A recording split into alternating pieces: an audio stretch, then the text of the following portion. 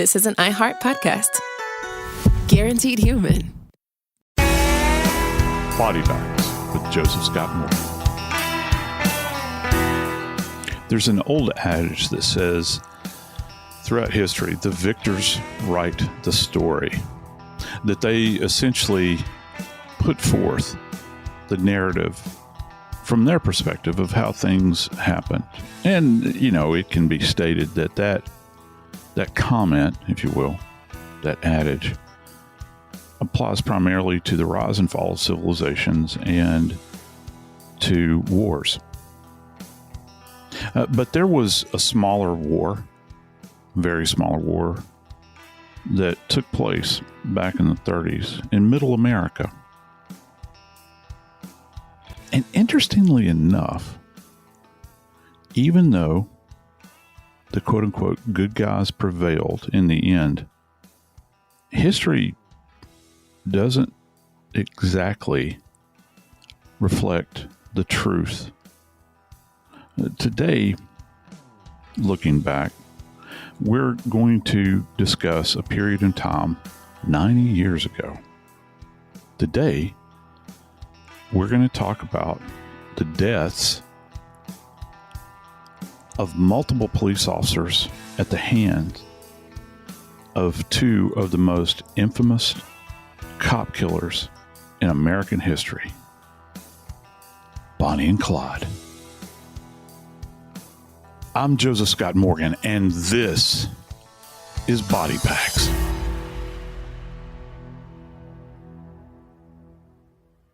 Dave Mack, my friend, when I hear the name Bienville, it evokes memories of my hometown of New Orleans. And how far is it from New Orleans?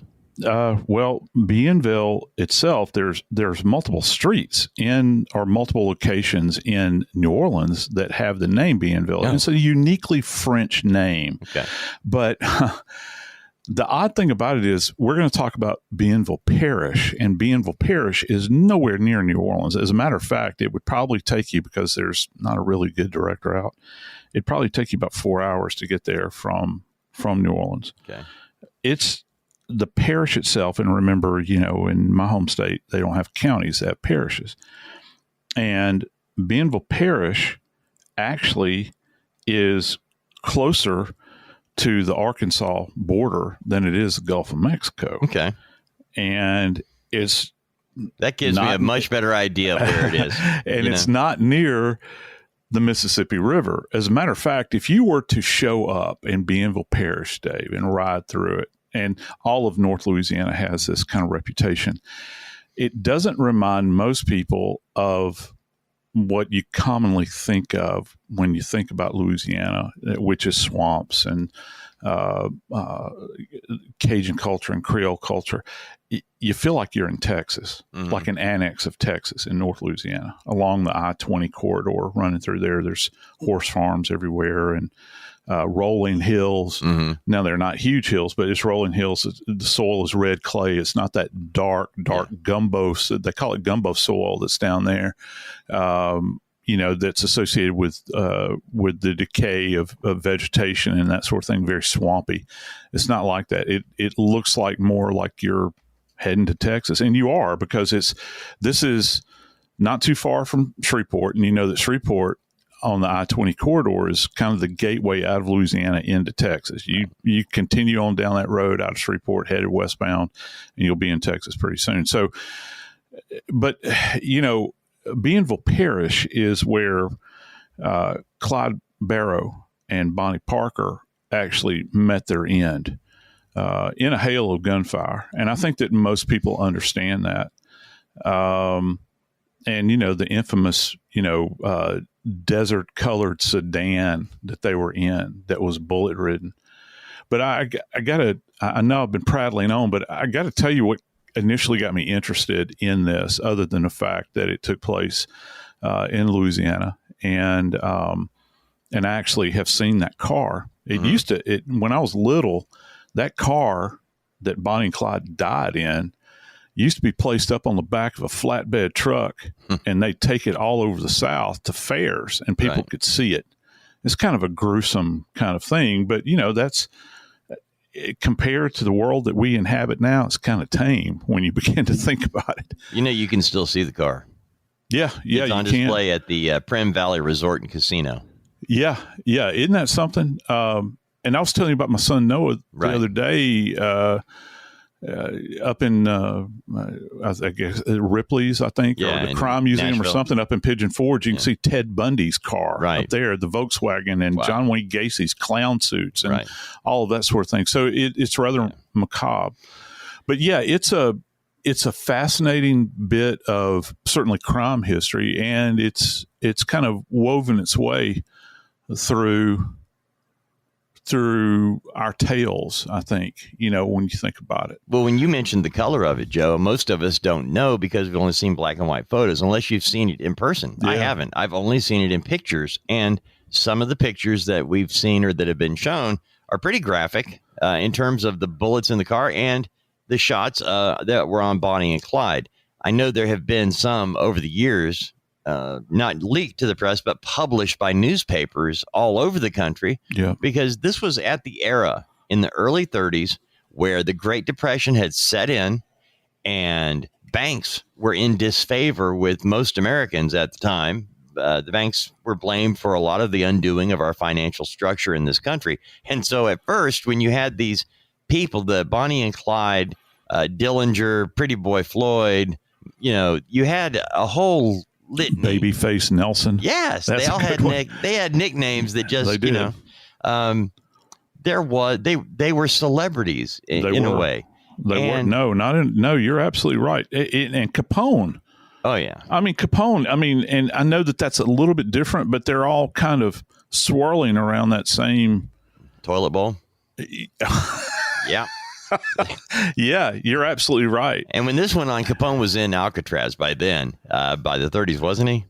I think it was a little bit later in the 30s or maybe the early 40s. Oh, wow. And of course, he wound up dying of syphilis. Why is that you and I go right there every time? Yeah.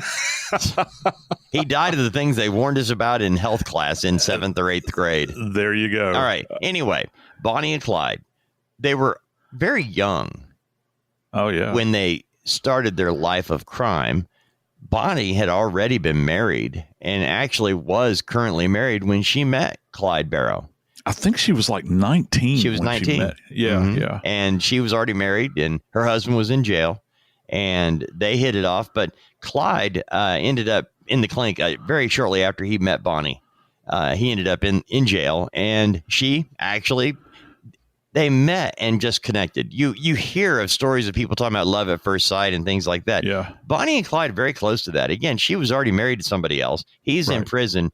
Clyde had been in and out of jail. By the way, to give you an idea of how old they were, Clyde was 25. Bonnie was 23 when they were killed. Yeah. And you're not talking about a huge amount of time here. No, very short window here. And it was Bonnie Parker that smuggled a gun into Clyde in prison for him to break out of jail. Yeah. They just connected so fast and boom. She didn't do that for her husband, but she did it for Clyde. And he was, and he's a little bitty old guy. She was tiny as well. I think that people build these folks up so that they're, that you think that they're giants walking the earth, and they're really not. And when you think about how much devastation they wreaked over that, it was roughly a 2-year period. Right. There's like 21 months. There's a 21-month span from the beginning to the end of killing. And by the way, they were not good thieves. They were not bank robbers that made a lot of money. They never actually scored a lot of money. I think their average take was like $80. But what they were soulless, merciless killers who killed more police officers than civilians. Think about that. Yeah, they did. And I think that's an extension. And I've heard this reported before, that, Clyde apparently he wound up in prison as a result. They hooked him up on a beef over a stolen chicken. Mm-hmm. That's kind of his first entree into this. No pun intended there. And And then I think he failed to return a rental car, of all things. Wow. But here's what happened when he got inside with the penitentiary or the jail in Texas. He wound up getting raped multiple times inside of that institution. And so, and like I said, he was a really tiny guy, and he probably had a really hard time defending himself. There was a prison guard that is counted on his scorecard as a result of a death. And so that extension of police officers, if you crossed his path, because let's face it, this is kind of an interesting take, and I don't know if people have really thought about this. We talk a lot about serial killers, and we have now for decades.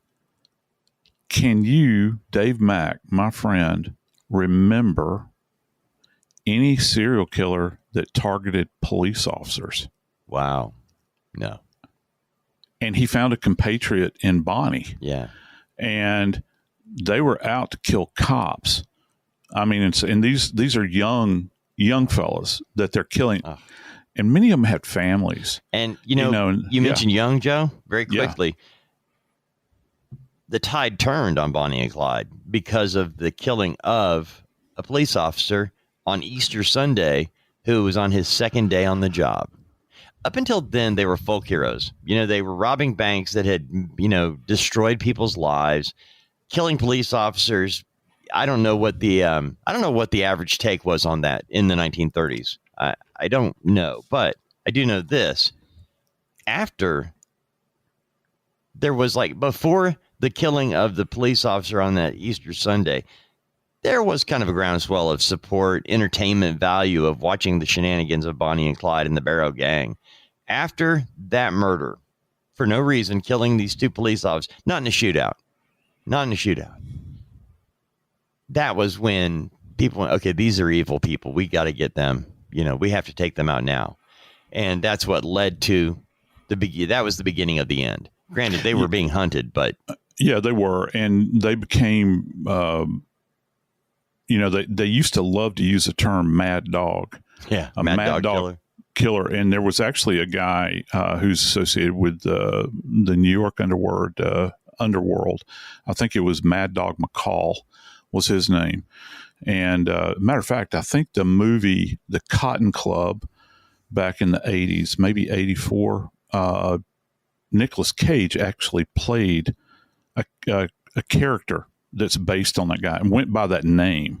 And so they use that term mad dog. And I think, and it's an easy, when you're a rural person and you've got a dog out in the yard that's foaming at the mouth, that's baring its teeth, and you know what's going on, it not just indicates danger, but it also indicates a disease, a level of lethality that you know that if you don't put them down, they're not going to stop.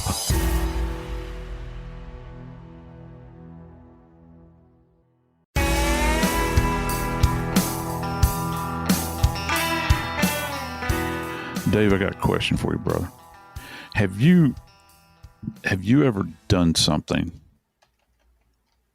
that felt wrong when you were doing it, but it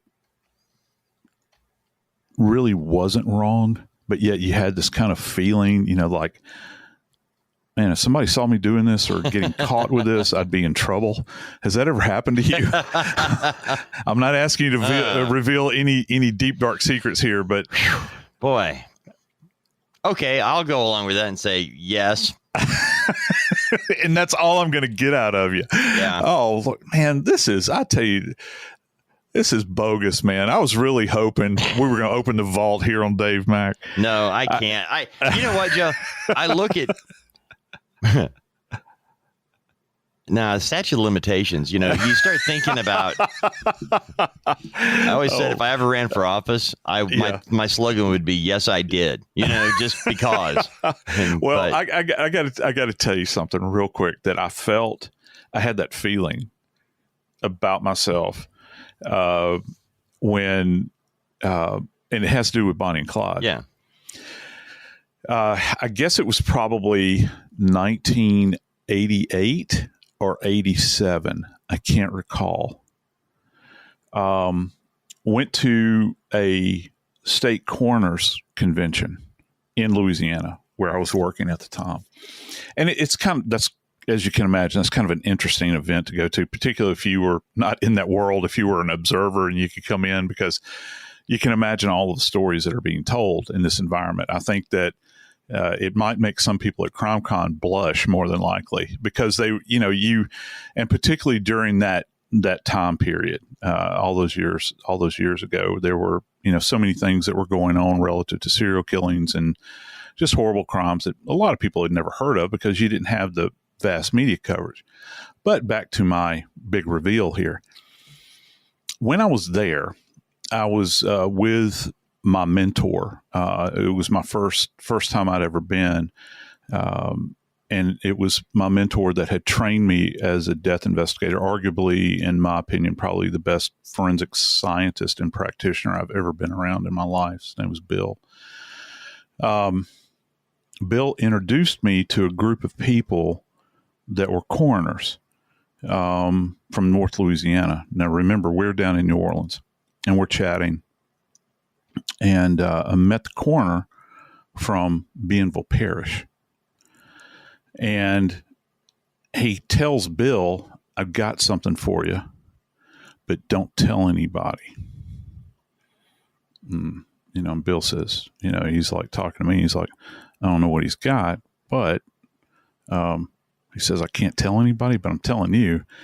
And the next thing I knew, Bill's like waving me over to the side, right? And this is, we retired somewhere for drinks, all right? And we're kind of holed up in a lounge. And he says, you're not going to believe what I've got. I was like, okay, hit me.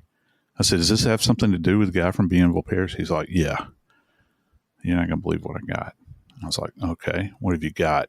He says, I've got a copy of the coroner's records from Bonnie and Clyde's examination, postmortem. I was like, what?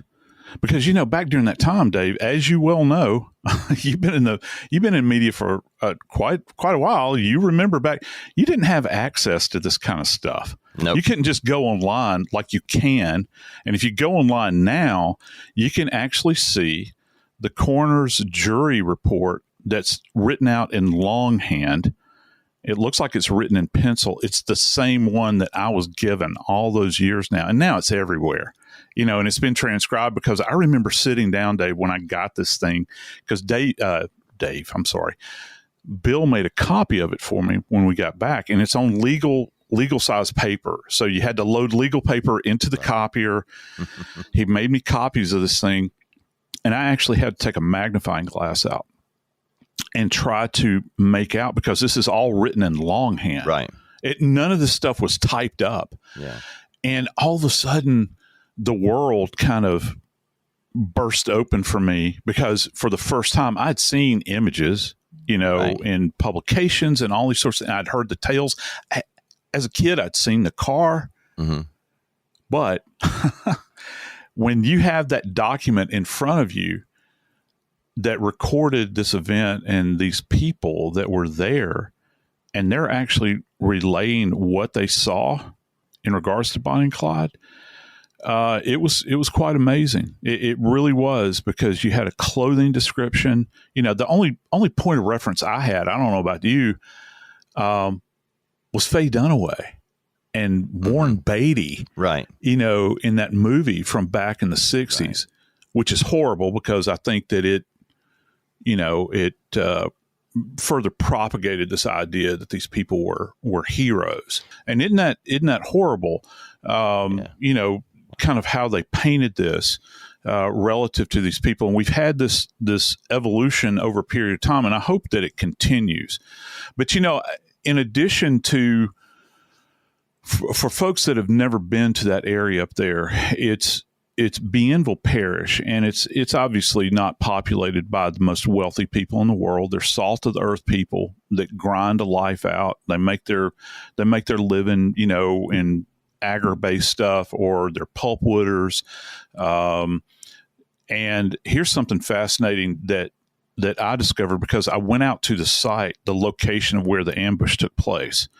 Because, Kim and I, we were on the road and we were like, hey, here's Gippsland, because that's the address that it carries. But it's actually about 8 miles outside of Gippsland. And so it's a 2-lane state highway, and it's got new growth pine forest on both sides of the road that has obviously been harvested for pulpwood over the years. And there's a stone monument that sits in this kind of dusty red clay area just off the shoulder of the road. And over the years, it's been chipped away. There's chunks of it that are missing because people show up with a hammer or a chisel, and they'll take a piece of it. And there's weird poetry that's been scribbled or left in bottles that kind of occupies this space around there.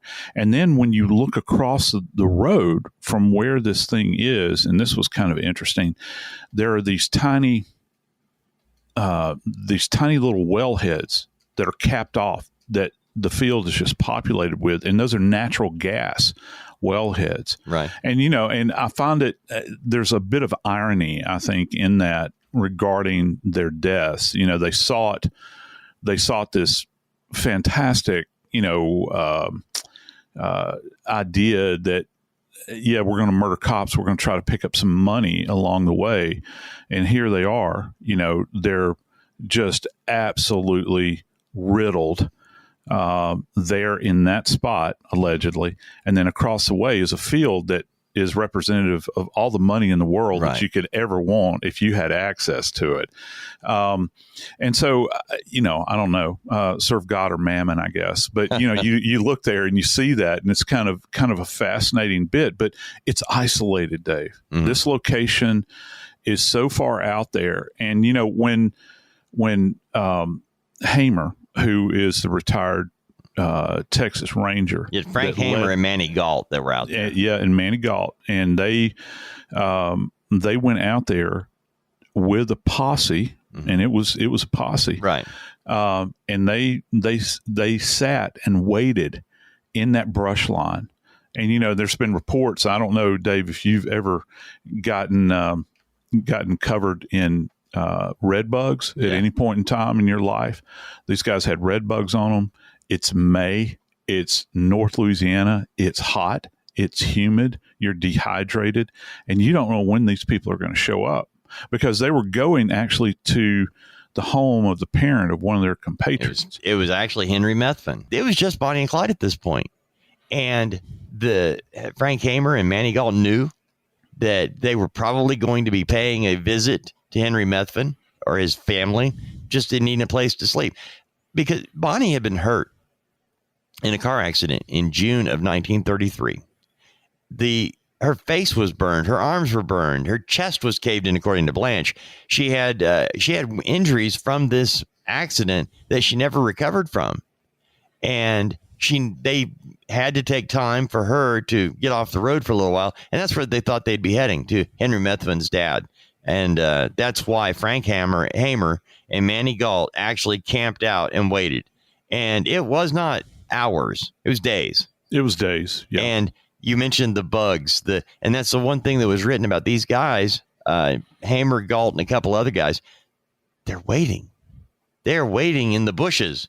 They're waiting for Bonnie and Clyde to come driving by. So let me ask something, Dave. Do you know why they were waiting? Do you know why they were willing to endure that heat and that humidity and red bugs and skeeters and all manner of everything else that was up in the brush there, along with them, maybe copperheads and rattlesnakes and everything else that's in that area you're talking about, Spring? They had it up to here. I think what it comes down to is that Frank Hamer and his posse wanted to be on one level, that reassurance that they were wearing white hats and that they were going to do whatever they possibly could to bring a resolution to this horror and quiet the public. Because it's one thing for some newspaper in some far-flung place away from Bienville Parish, Louisiana, up in New York or Chicago at the time, or maybe even LA, to write a piece about how romantic this all is. But when you're down on the ground and you're a cop, store owner, or maybe working in a bank, you live your life in terror.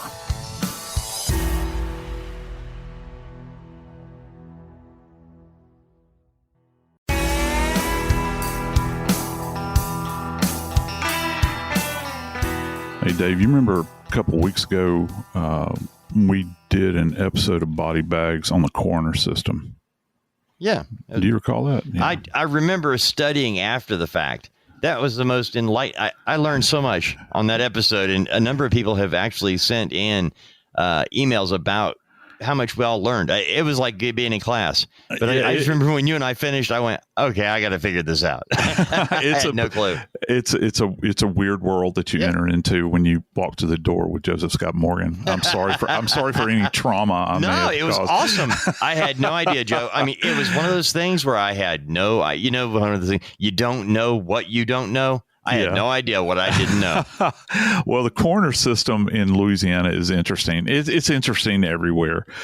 But, unlike other states in Louisiana, there are a couple others. But specifically, I'm speaking to Louisiana. In order to run for the office of coroner there, you have to be a physician.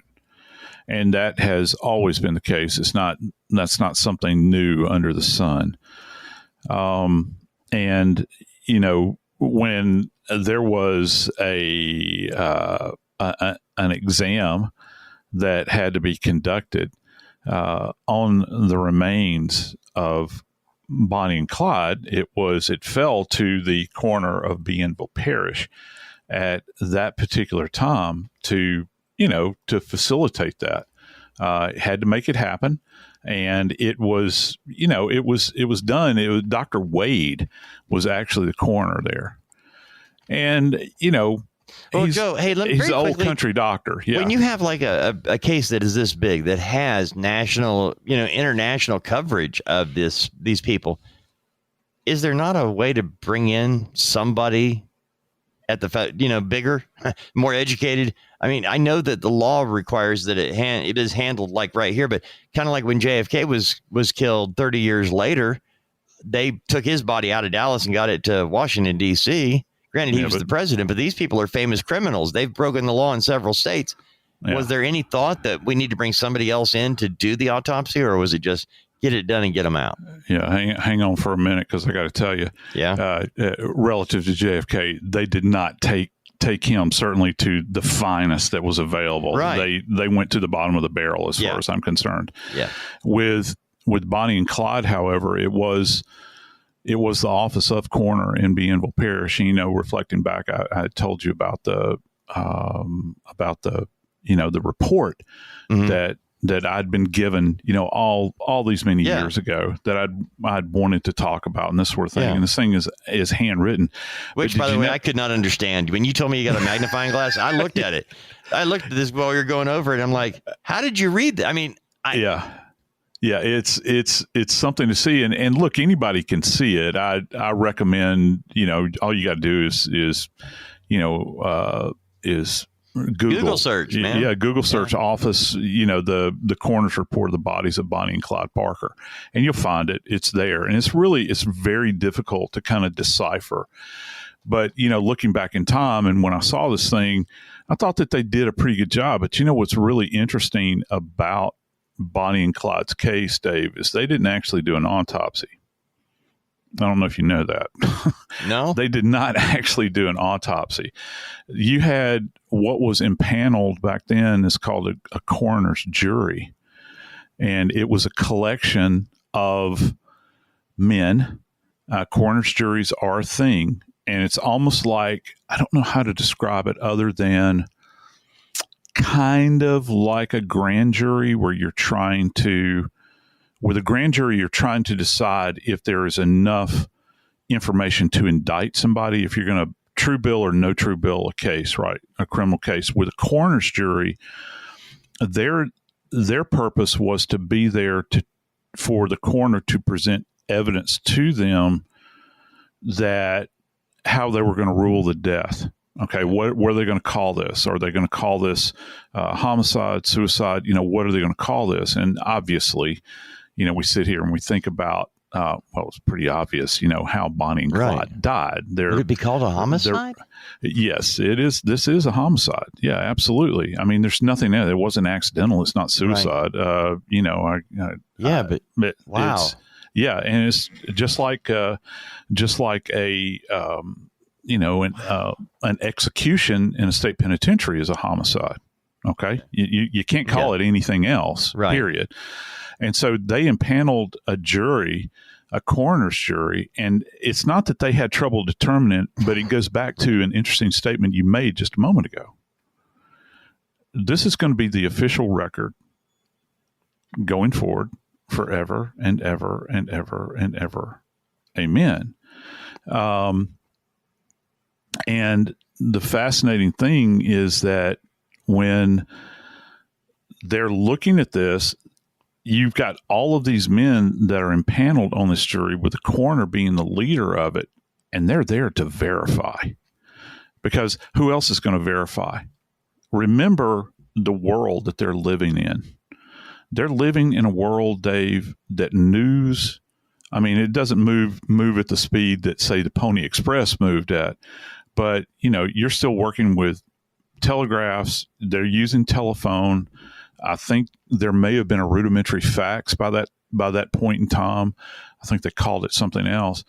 But it moves slow. You had to have somebody there that would verify that these people were in fact dead. And it's better than just having one person to verify the death. Now you got a whole group of people, and not only do you have a group, all these guys are signing off on this, and you can see the list of their signatures. When you look down the page on this thing, they're all there, and their names are affixed to this document. As odd as it is,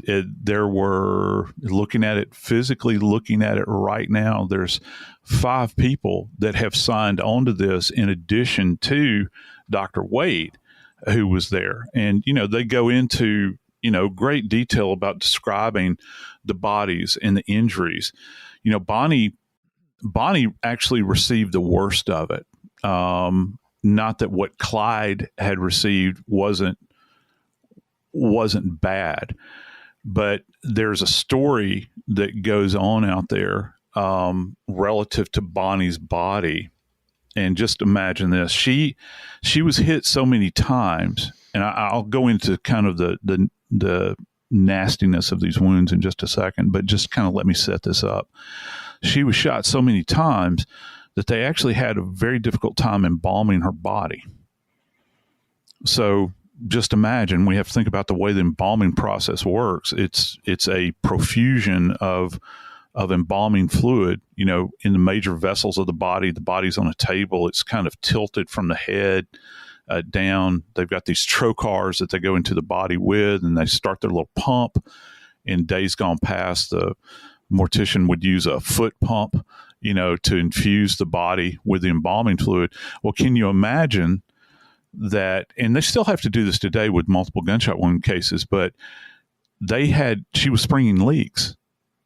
And let that set in just for a second. So you've got the vessels that carry the blood obviously are now being perfused with embalming fluid. And the way the thing works is through gravity. As the body is being perfused with the embalming fluid, traditionally, you can see the line coming out of the body, and the blood is being pushed out of the body. It's being replaced by embalming fluid. Well, it wasn't getting to that point. The holes were there, and the body had to be plugged in order to take on the embalming fluid. Joe, I was looking at the list of these injuries, and it was listed out on Bonnie. Okay, on Bonnie, I actually had to look at this several times because you mentioned probably written in pencil. Yeah, the penmanship was weak, but Shot in the left breast going into chest. This was a description of a bullet wound. Shot 4 inches below the ear. Another shot entering above the right knee. 2 shots front leg. 2 shots right leg. Gunshot wound around edge of hair, 1.5 inches above the left ear. Another through the mouth on the left side, exiting at top of jaw. Another at middle, just below left jaw. Another above clavicle, left side, going into the neck. Another entering chest, 2 inches below the inner side of the left shoulder. 2 shots about 2 inches below the left shoulder, fracturing the bone. Another wound on the elbow of the left arm. Another entering left chest above the heart, breaking ribs. 6 shots entering 3 inches on back region, left side. 5 pellet wounds about the middle of the left side. Cuts from glass on the ankle. Cut on top of left foot, apparently from glass. Cut on center of right thigh. Cut 6 inches in length, about 3.5 inches center of right leg. 8 metal fragments centering across the front of face. There you go. Wow. I Exit know. wound. It's Now I see why she. By the way, that's not the complete list. No, it goes on, and Clyde's is almost as robust. But they wanted, obviously the purpose here was to make sure that they were. I used the term neutralized just a moment ago, and that's a very clinical term. But they were mad dogs, and they knew the importance of putting them down. First off, I think probably, and this is me projecting because I wouldn't presume to get inside their mind, but I think that at any rate, there's right thinking person would probably conclude that not only did they need to neutralize this threat, but they needed to send a message. They need to send a message to those individuals that thought that they could go out and randomly do whatever they wanted to do, which includes murdering police officers. And of course, they brought this to an end, and right quick. I'm Joseph Scott Morgan, and this is Body Bags.